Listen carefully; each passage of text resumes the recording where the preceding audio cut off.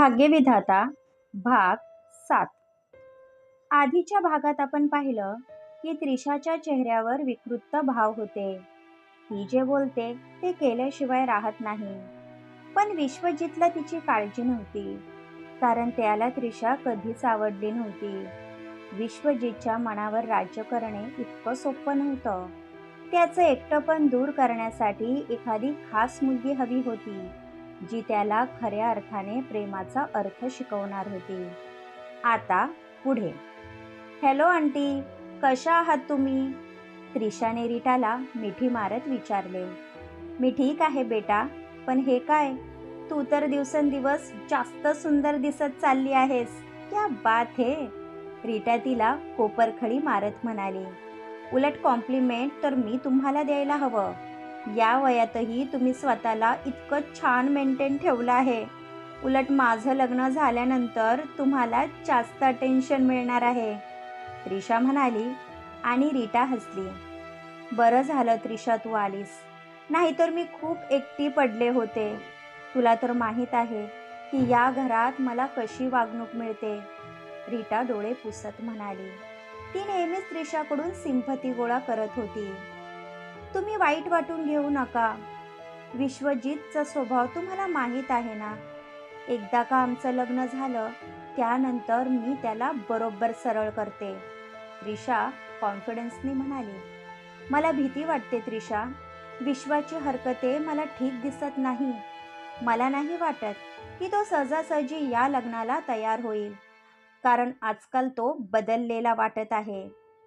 Rita तिचे कान भरण्याचा पुरेपूर प्रयत्न करत होती. काहीही झालं तरी विश्वाचं लग्न हे माझ्यासोबतच होणार. मी त्याच्या आयुष्यामध्ये एकाही मुलीला येऊ देणार नाही. म्हणून तुम्ही निश्चित राहा. त्याला कसं सरळ करायचं हे मला चांगलं माहीत आहे. त्रिशाला स्वतःवर फुल कॉन्फिडन्स होता. तू माझ्या मुलीसारखी आहे, म्हणून मी आपलं सांगायचं काम केलं, कारण मला तुझी काळजी वाटते. मी पण असाच विचार करून राकेशसोबत लग्न केलं होतं, पण लग्नानंतर त्याने संपूर्ण प्रॉपर्टी विश्वाच्या नावावर केली. स्वतःवर 1 रुपया खर्च करण्यासाठी मला यांच्याजवळ भीक मागावी लागते. या घरामध्ये माझं स्वतःचं असं काहीच अस्तित्व राहिलेलं नाही. उलट मला या गोष्टीची भीती वाटते की जे माझ्यासोबत झालं ते तुझ्यासोबत होता कामा नये. म्हणून सांभाळून राहा. रीटा तिच्या चेहऱ्यावरचे एक्सप्रेशन पाहत होती. तिचं काम झालं होतं. आता तुम्ही पाहाच मी काय करते ते. मला पण विश्वाचा राग येत आहे. त्याला माहीत आहे की आमचं लग्न ठरलं आहे, तरी तो मला अजिबात भाव देत नाही. पण यावेळी मी शांत बसणार नाही. मीच त्याला जास्त सूट दिली आहे, म्हणून त्याचं वागणं बेताल झालं आहे. त्रिशाचा पारा चांगलाच चढला होता. जान्हवी आपल्या रूममध्ये बसली होती. तिला प्रत्येक गोष्टीसाठी कोणाचा तरी आधार घ्यावा लागत होता, कारण तिचे हातपाय थोडे सुद्धा हलत नव्हते. तिची केअरटेकर तिचं सर्व काही अगदी लक्ष देऊन करत होती. जान्हवीने नुकताच ब्रेकफास्ट करून मेडिसिन घेतल्या होत्या. विश्व आल्यामुळे जान्हवीचा मूड बऱ्यापैकी ठीक होता, कारण तो तिची हर प्रकारे काळजी घेत होता, जे घरामध्ये बाकी लोकांना कधीच जमले नव्हते. हाय जानू बेबी, कशी आहेस? त्रिशा आतमध्ये आली, जे जान्हवीला अजिबात आवडलं नाही. तू कशाला आली आहेस? जा इथून, जान्हवी तिच्यावर ओरडली. अरे माझा बाबू, किती लवकर चिडतो. यार जानू, तुझा ॲटिट्यूड लहानपणी पण असाच होता आणि आत्ताही तसाच आहे. उलट आता तू हेल्पलेस झाली आहे. तुला प्रत्येक गोष्टीसाठी आमची मदत घ्यावी लागते, म्हणून तुला असं वागणं शोभत नाही. त्रिशा नेहमी तिला कमीपणा दाखवत होती, ज्यामुळे जान्हवी तुटून जायची. माझे भाई माझ्यासाठी समर्थ आहेत. ते असताना मला कोणाचीही गरज नाही, जान्हवी म्हणाली आणि त्रिशा हसायला लागली. तुझ्या भाईचे लग्न होऊ दे, मग मी पण पाहते की तो तुझी किती काळजी घेतो. विसरू नको, की मी विश्वजितची होणारी बायको आहे. एकदा का मी या घरामध्ये आले ना, त्यानंतर सर्वांना माझ्या तालावर नाचवणार आहे. अरे जानू, तुझा चेहरा किती काळवंडलेला आहे आणि ब्लॅक सर्कल पण जास्त झाले आहेत. तुला आठवतं, आपण स्कूलमध्ये असताना सर्वजण तुझ्या सुंदरतेची किती स्तुती करायचे.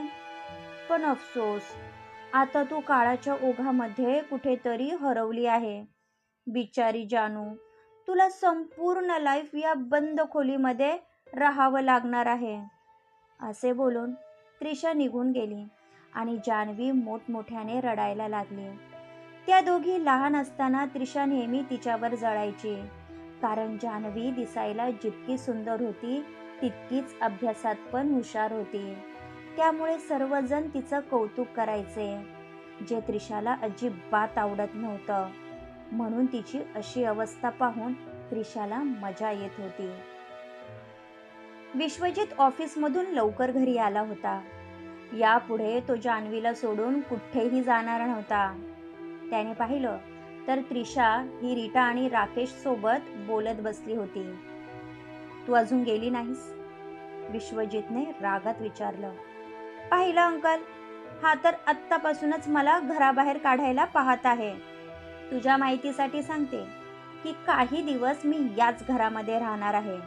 असेही लग्नानंतर मला याच घरामध्ये राहायचं आहे, म्हणून आत्तापासूनच सवय करून घेते, त्रिशा खोचकपणे म्हणाली. तसा विश्वजित काहीही न बोलता रूमच्या दिशेने निघाला. थांब विश्वा, अमितचा कॉल आला होता. त्याला तुझ्यासोबत बोलायचं आहे, राकेशने सांगितले. यावेळी मला कोणालाही भेटायचं नाही. माझ्याजवळ करण्यासारखी बरीच कामं आहेत. विश्वजितला माहीत होतं की अमित सचदेव कशासाठी येणार आहे, म्हणून त्याने आधीच नकार दिला होता. तुझा राग तुझ्याजवळ ठेव. मोठ्या माणसाच्या शब्दाला किंमत असते. आज फक्त अमितमुळे तू सक्सेसफुल बिझनेसमॅन झाला आहे, हे विसरू नको, राकेशने आठवण करून दिली, ज्यामध्ये तथ्य होतं. हेच कारण होतं म्हणून विश्वजित त्रिशाला सहन करत होता. विश्वजित काहीही न बोलता आतमध्ये निघून गेला. त्याला माहीत होतं की एक ना एक दिवस या गोष्टीचा सामना करावा लागणार आहे. आरोहीला आज बऱ्याच दिवसानंतर प्रियंकाचा कॉल आला होता, त्यामुळे ती अगदी खुशीत होती. हॅलो प्रियंका, कशी आहेस तू? मला तुझी खूप आठवण येत आहे. आरोहीचे डोळे पाणवले होते. माझं सोड आणि तू सांग, कशी आहेस? मुंबई कशी वाटली? तिथे तुला काही त्रास तर नाही ना? प्रियंकाने काळजीने विचारले. जया आणि जुलिया माझी खूप काळजी घेतात. जया ना अगदी तुझ्यासारखी प्रेमळ आहे. मला इथे काहीच प्रॉब्लेम नाही. पण मला सांग की मामी आणि खंडू कसे आहेत? त्यांनी तुला त्रास तर दिला नाही ना? आरोहीने काळजीने विचारले.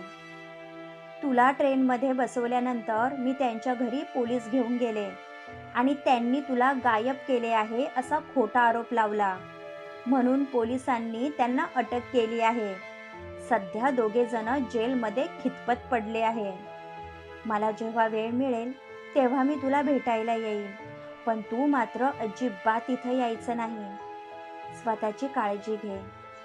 पलीकडून प्रियंका म्हणाली आणि कॉल कट केला. आरोही शॉपमध्ये आली तर जयचंद यांचा मुलगा हेमंत बसलेला होता. काही दिवसापासून त्याचं दुकानात येणं वाढलं होतं. त्या जयचंद पण दुकानात नसायचे, म्हणून आरोहीला त्याची भीती वाटत होती. किती उशीर केला? मी केव्हाचा वाट पाहत होतो. हेमंत तिला वरून खालपर्यंत निहाळत होता, जे पाहून आरोहीला अवघडल्यासारखं झालं होतं. सॉरी सर, यापुढे असं होणार नाही. आरोहीने पर्स ठेवली आणि काउंटरपाशी जाऊन उभी राहिली. हेमंत मात्र अजूनही तिलाच पाहत होता, त्यामुळे तिला कुठेतरी पळून जावंसं वाटत होतं. त्या रॅकवरचे कपडे विस्कटलेले आहेत, ते व्यवस्थित कर पाहू. तुला इथे उभं राहण्याचे पैसे भेटत नाही, हेमंत म्हणाला. म्हणून ती आपल्या कामाला लागली. आरोही, तसं नाही. थांब, मी दाखवतो. हेमंत मुद्दाम तिच्या जवळ आला आणि तिच्या शरीराला स्पर्श करण्याचा प्रयत्न करत होता, ज्यामुळे तिला किळस येत होती. मी करेल सर, आरोही म्हणाली. असं कसं करशील? मी तुला शिकवतो ना, फक्त एक चान्स तर देऊन बघ. हेमंतने तिचा हात पकडला. सोडा सर, आरोही घाबरली होती. तितक्या शॉकमध्ये 2 मुली आल्या म्हणून आरोहीला दिलासा मिळाला आणि ती कस्टमरमध्ये बिझी झाली. पण हेमंतचा चेहरा मात्र पाहण्यासारखा झाला होता. आरोहीला कधी एकदा काम संपून घरी जातो असं झालं होतं. रात्री सर्वजण एकत्र डिनर करायला बसले होते. विश्वजित जान्हवीला पण घेऊन आला होता आणि तिला अगदी प्रेमाने भरवत होता, जे पाहून त्रिशाचा जळफळाट झाला होता. विश्वाने आत्तापर्यंत तिला इम्पॉर्टंट दिले नव्हते, त्यामुळे तिचा राग दिवसेंदिवस वाढत चालला होता. हे अभिजित, माझ्या फ्रेंडची बर्थडे पार्टी होती, तू आला का नाहीस? शलाका तुझी आठवण काढत होती, त्रिशा म्हणाली. बिझनेसचा व्याप वाढला आहे, त्यामुळे मला अजिबात वेळ मिळत नाही. आता मला पण वाटायला लागलं आहे की मी पक्का जेंटलमॅन झालो आहे, अभिजित म्हणाला. एक वेळ जेंटलमॅन झालेला चालेल, पण विश्वासारखा होऊ नकोस. अजून तुला त्याचे असली रंग माहीत नाही. हो ना विश्वा? त्रिशा मुद्दाम त्याला छेडत होती. तू शांत जेवणार आहेस का? विश्वजितने तिला पाहून राकीट लूक दिला. तशी ती हसायला लागली. बाद झालं भाई, माझं पोट भरलं, जान्हवी म्हणाली. तू किती थोडंसं खाल्लं आहेस? डॉक्टर काय म्हणाले होते माहीत आहे ना? तुला अशक्तपणा आलेला आहे.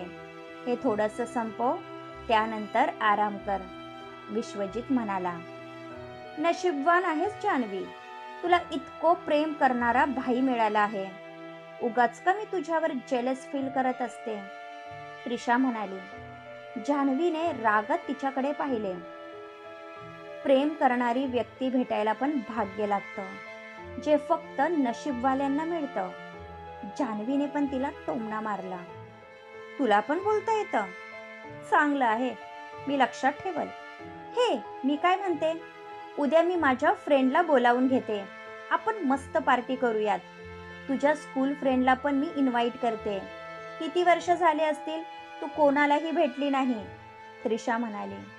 भाई, या घरामध्ये पार्टी होणार नाही. मला नाही आवडत कोणी घरी आलेलं. आधीच जे लोक घरामध्ये राहतात तेच माझ्या डोक्यात जातात. जान्हवीचा रोख राकेश आणि रीटावर होता, म्हणून रीटाला पण राग आला होता. तुझ्या मर्जीशिवाय या घरामध्ये काहीही होणार नाही. आफ्टर ऑल हे घर तुझं आहे. ऐकलं ना त्रिशा? उगाच मला बोलायला लावू नकोस. विश्वजितने जान्हवीची व्हीलचेअर सावरली आणि तिला घेऊन आतमध्ये निघून गेला. काही वेळाने अभिजित आणि राकेश पण उठून गेले. पाहिलं, जेव्हा विष्णू घरात नसतो तेव्हा या पोरीच्या तोंडातून शब्द बाहेर पडत नाही, आणि आता बघ कशी नाटकं सुरू झाली आहे, रीटा प्लेटमध्ये स्पून आपटत म्हणाली. तिला जी नाटकं करायची आहे करू द्या.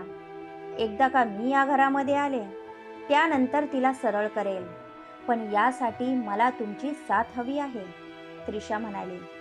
डोंट वरी बेटा, मी नेहमी तुझ्यासोबत आहे, रीटा मिश्किल हसत म्हणाली. जे काम तिला करता येणार नव्हतं ते ती त्रिशाकडून करून घेत होती. 8 वाजून गेले होते. अजूनही आरोहीचं काम संपलं नव्हतं. हेमंतने मुद्दाम तिला दुकानाची साफसफाई करायला लावली होती. सर, अंधार पडला आहे, मला घरी जायला उशीर होईल, राहिलेलं काम मी उद्या करेल, आरोही रडवेला फेस करत म्हणाली. मग हे आधी सांगायला काय झालं होतं? मी काय तुला अडवणार थोडी होतो. जातो, पण त्याआधी गोडाऊनमध्ये माझी एक बॅग ठेवली आहे, ती घेऊन ये, मला ती घरी घेऊन जायची आहे, हेमंत म्हणाला. ती पटकन दुकानाच्या मागे असलेल्या गोडाऊनमध्ये गेली. दुकानामधूनच गोडाऊनमध्ये जाण्याचा रस्ता होता. आरोहीने लाईट ऑन केली, पण त्या पसाऱ्यामध्ये तिला बॅग कुठेच दिसत नव्हती. आधीच तिला उशीर झाला होता आणि त्यामध्ये आणखी एक काम वाढलं होतं. म्हणून ती चांगलीच वैतागली होती. शेवटी न राहून ती जाण्यासाठी निघाली आणि गोडाऊनचा दरवाजा बंद झाला तसा आरोहीच्या अंगाचा थरकाप उडाला. क्रमश. पुढचे भाग ऐकण्यासाठी आमच्या चॅनलला सबस्क्राईब करा. धन्यवाद.